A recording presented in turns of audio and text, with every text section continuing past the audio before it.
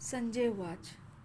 दृष्ट्वा तु पाण्डवानीकं व्यूढं दुर्योधनस्तदा आचार्यमुपाय संगमय राजा वचन ब्रवीत। संजय ने कहा, हे राजन, पांडु पुत्रों द्वारा सेना की व्यूहरचना देखकर राजा दुर्योधन अपने गुरु के पास गया और उसने ये शब्द कहे। दोस्तों, भागवत गीता की अगली दो जो लाइनें हैं उनसे क्या हमें मिलता है सीखने को, वो समझने की कोशिश करते हैं।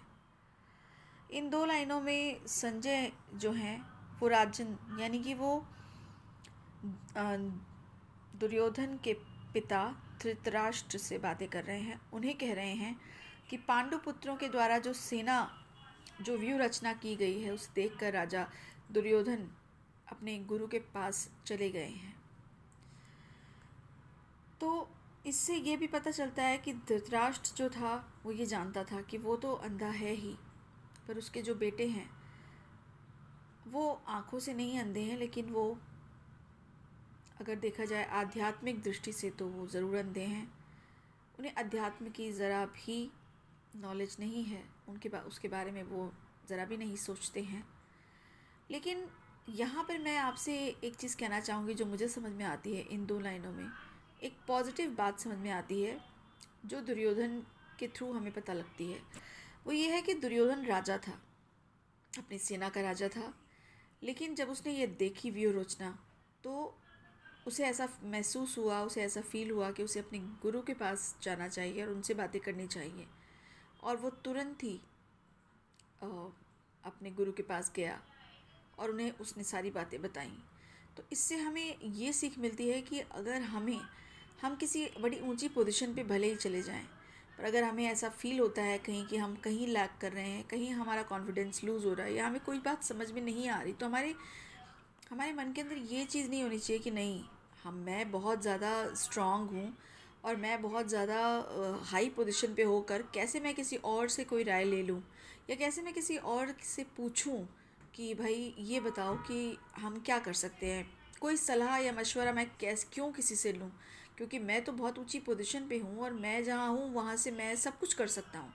तो मैं आपको यही कहना चाहती हूँ कि आपको ऐसा कभी नहीं सोचना चाहिए। हम में से किसी को भी ऐसा नहीं सोचना चाहिए कि हम जिस पोजीशन पे हैं अगर वो बहुत ऊंची है तो हम किसी से सलाह मशवरा नहीं ले सकते, अपने गुरु से, अपने माता पिता से या अपने बड़े भाई बहनों से या अपने कलीग से। या इनफैक्ट कई बार ऐसा भी होता है कि हमारे जो नीचे काम कर रहे होते हैं वो भी हमें कई बार बहुत अच्छी राय देते हैं जो हम सोच भी नहीं पाते। तो इसलिए इससे मुझे जो लगता है वो ये सीख मिलती है कि हमें अगर कभी भी निर्णय करने में हमें परेशानी हो रही है, अगर हमें किसी तरह की भी कोई प्रॉब्लम है जिसमें कन्फ्यूजन है और हम चाहते हैं कि गाइडेंस मिले, तो डेफिनेटली आगे बढ़ के गाइडेंस लीजिए। वो चाहे कोई भी हो, वो चाहे आपके गुरु हों, आपके माता पिता हों, आपके कलीग्स हों, आपके साथ काम करते हैं, आपसे ऊपर काम करते हैं या आपसे नीचे भी काम करते हैं। उनकी सलाह अगर आपको ऐसा फील हो कि वो सलाह लेने से मुझे क्लैरिटी मिलेगी, तो डेफिनेटली वो सलाह लीजिए। क्योंकि ये जो दो लाइनें हैं इनमें मुझे ये बड़ी ही पॉजिटिव बात दुर्योधन की लगी, क्योंकि वो एक राजा था, वो बहुत बलशाली था, हर तरीके से वो बलिष्ठ था, स्ट्रांग था, संपूर्ण था।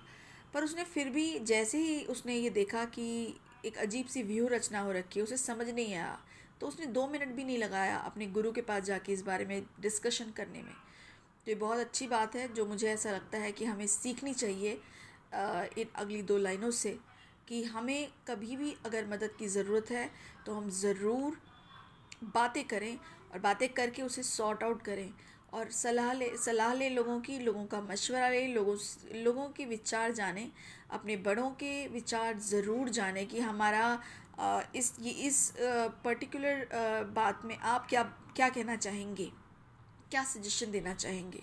और बड़ों का सजेशन हो या आपके साथ काम करने वालों का सजेशन हो या कभी कभी जो आपके नीचे काम करते हैं वो भी बहुत अच्छा सजेशन देते हैं, बहुत अच्छे काउंसलर होते हैं, तो उनके सजेशन भी ज़रूर मानिए, उनसे भी ज़रूर सबसे सजेशंस मांगिए और उसके बाद डिसाइड करिए। खुद ये मत सोचिए कि हम मेरी जो बुद्धि है वो किसी और की नहीं है। क्योंकि ये सच नहीं होता।